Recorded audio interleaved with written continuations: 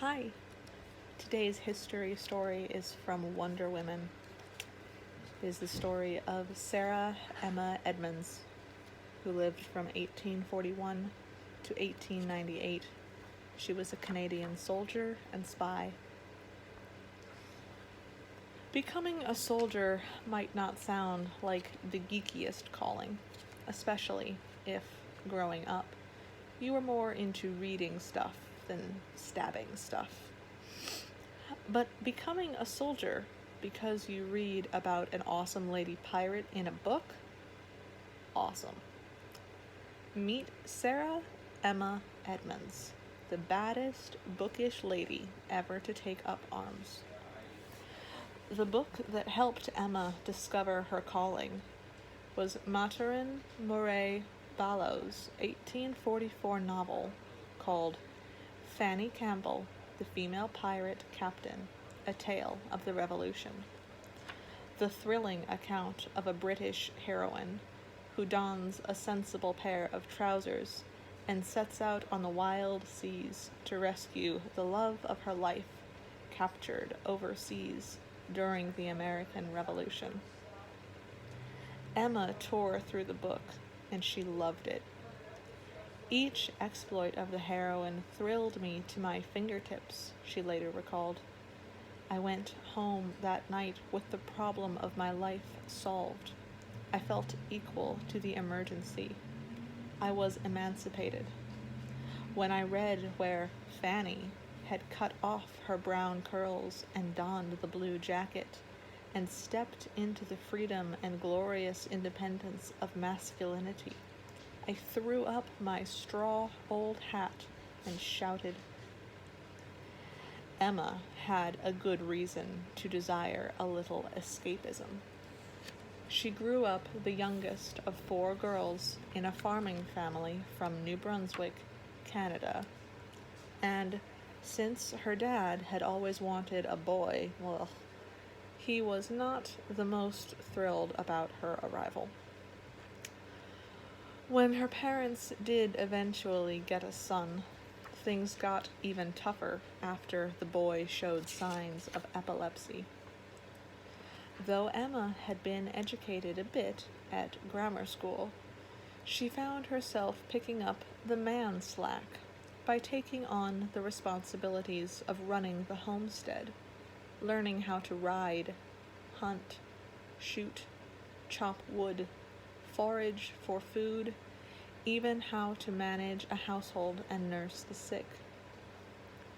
As a reward for all her hard work, Emma's father decided that at the ripe old age of 17, she needed to marry the old guy next door because he also owned a farm. Entirely disgusted by the idea, Emma, with the help of her mother and her best friend Linus, who may have helped her find some clothes, Emma snuck out amid wedding preparations in the middle of the night and ran to a neighboring town.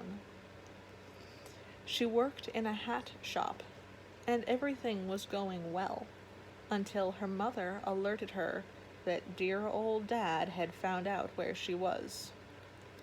So Emma, that clever, bookish girl, took a cue from her literary heroine, Fanny. She chopped off her hair, threw on some pants, had a telltale mole removed from her left cheek, and hightailed it to a new town as the newly christened Franklin Thompson. And when I say moved to a new town, I mean she just up and walked 450 miles to Connecticut. As Franklin, Emma experienced firsthand all the fantastic freedom she had felt while reading Fanny Campbell. Suddenly, she could get a job as a Bible salesman for a large publisher in Nova Scotia eventually. She could go out unescorted, even at night. She could eat in a restaurant by herself. Understandably, Emma loved her life as a dude, and she was darn good at her job to boot. As her company's top salesman, she could now afford nice clothes and a carriage to take lady friends out riding occasionally, and, as she put it, have a nice time generally. As it turned out, though, Bible selling wasn't the steadiest work, since people don't constantly need a whole lot of Bibles. So, with only $5 to her name, Franklin headed out to start a new life in Michigan. It was in Flint that Emma heard of President Lincoln's call for 75,000 men to fight for the cause of uniting the country in the Civil War. On May 25th, 1861, at just 20 years old, she joined up with Company F of the 2nd Michigan Volunteer Infantry Regiment. How did she pull it off? Well, given that so many men were enlisting at the same time, the medical intake procedures were a bit lax. For example, if you had 10 fingers, 10 toes, and most of your teeth, you were fine. Accustomed to dressing and behaving like Franklin, Emma had no problem fitting in with her division.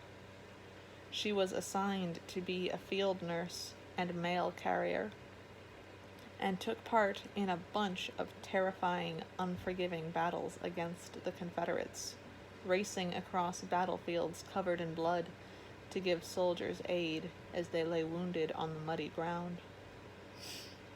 But nursing wasn't enough for Emma.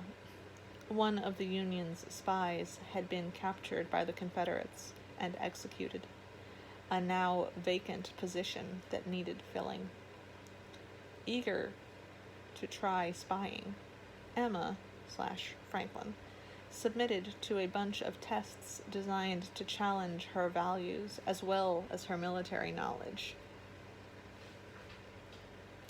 She passed muster, but her superiors were unsure if she would be any good at disguise.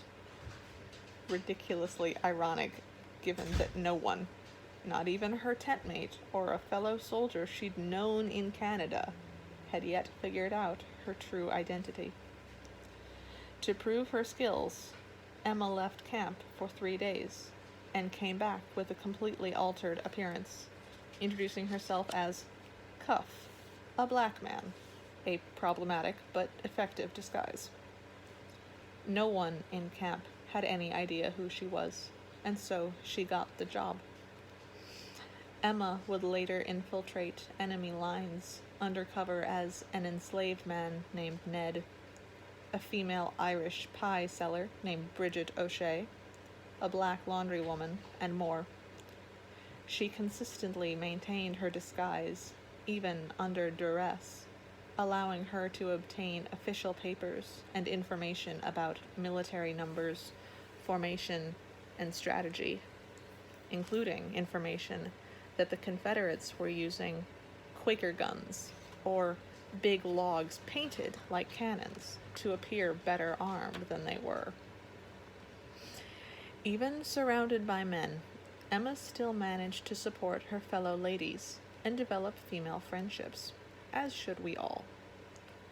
Already close with a Mrs. B, one of the first and only female frontline nurses in the Civil War, and her constant companion, Emma even befriended women across enemy lines. While on a supply run, Emma found herself invited into the home of a Confederate lady, Alice, who packed Emma a nice basket and showed her on her way, only to up and try and shoot her in the back. Undaunted, Emma ducked over her horse's neck, whipped around in her saddle, and returned fire at Alice, nailing her clean through the palm of a hand she'd raised in surrender. Emma then tied Alice's wrist to the back of her horse and dragged her several feet until she apologized, at which point Emma let her ride on her horse back to the Union camp, giving her water and even catching her when she fainted from being shot in the hand. When they reached camp, A distraught Alice revealed that she had just lost her father, husband, and 2 brothers to the war.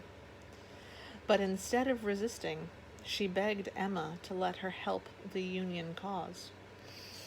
Over the next few years, Alice, who took the name Nellie, became one of the most faithful and efficient nurses in the Army, and Emma's faithful friend and companion, her colleague when on duty, and her escort on all occasions in her rides and rambles.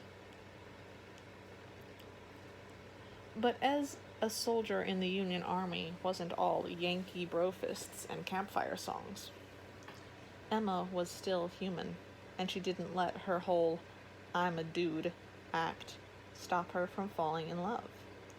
In October 1861, she developed a crush for Jeremy Robbins, an assistant surgeon who was in love with another woman. Robbins called his relationship with Franklin the friendship of one true heart. But after Emma pulled the big reveal along the lines of "I'm a girl and I love you," he rejected her.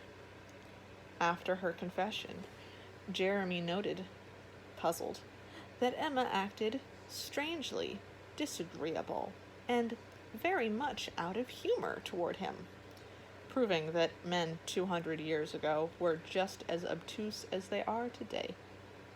Still, Jeremy never revealed Emma's secret, even after he suspected she'd moved on to the handsome and married assistant adjutant, General James Reed.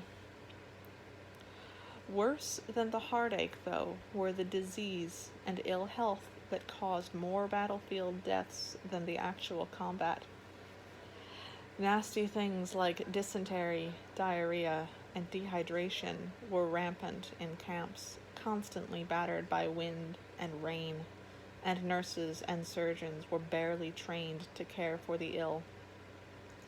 Emma had suffered from a broken leg, a horse bite, a lung hemorrhage, malaria, contracted while she was delivering letters across a buggy swamp, and what was likely post-traumatic stress disorder after a shell exploded in front of her tent.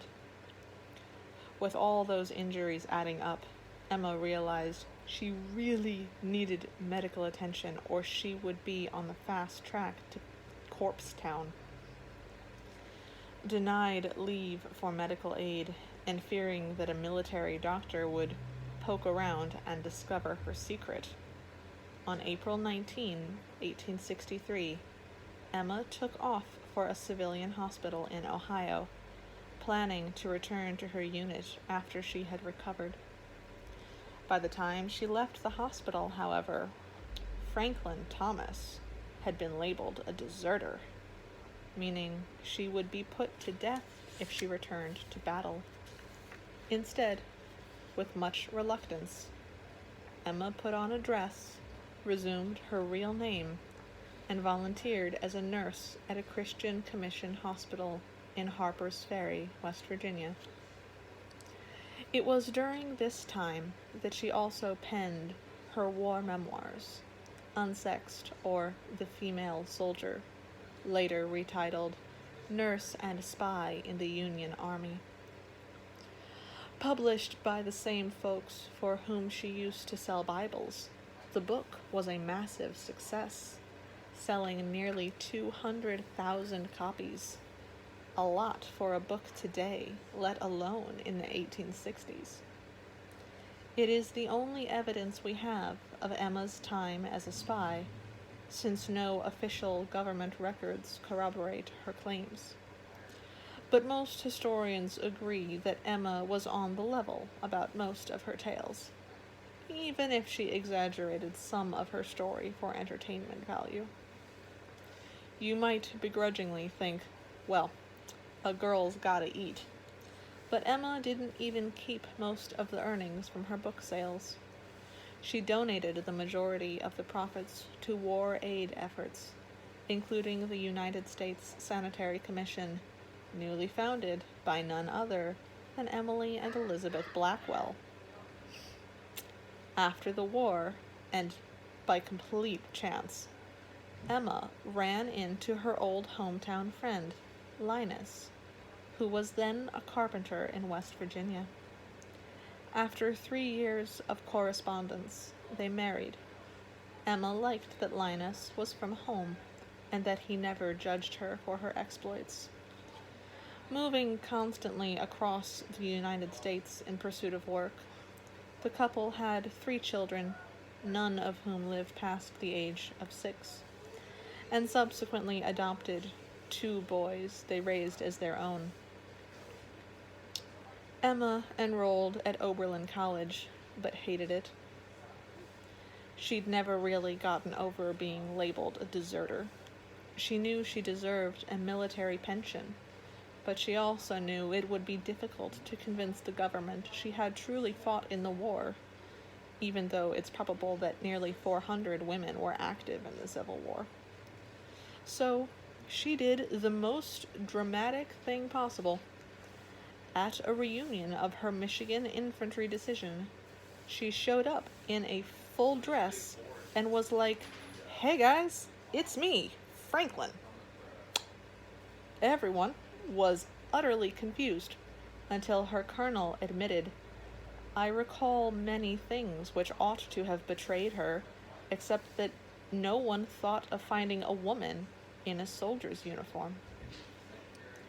Getting over the initial shock and acting way cooler about the situation than anyone would anticipate, Emma's fellow veterans submitted to Congress all kinds of praise on her behalf, saying that, as Franklin, she had performed cheerfully and fully, and at all times, any duty which was assigned her, that more than one member of the company can attest to the care, kindness, self-sacrificing devotion of Frank to the sick soldiers of the regiment, and that she rode with a fearlessness that attracted the attention and secured the commendation of field and general officers.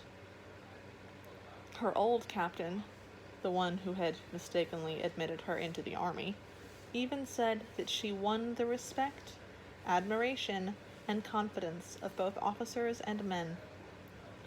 The Secretary of War then verified that Emma was, quote, "a female soldier who served as a private, rendering faithful service in the ranks," end quote. In 1884, Congress passed a bill allowing her to receive a $12 monthly pension, $100 in back pay, over $300 and $2,500 respectively in today money, and an honorable discharge. 2 years later, her desertion charge was expunged. Finally settling in Texas, Emma became the only woman admitted to the Grand Army of the Republic, the Civil War Union Army Veterans Organization. She died on September 5th, 1898, at age 59. Her coffin was carried by delegates from the Grand Army, and she is the only woman buried in a cemetery plot reserved for veterans of the Civil War, an ending that would make even Fanny Campbell proud. The end.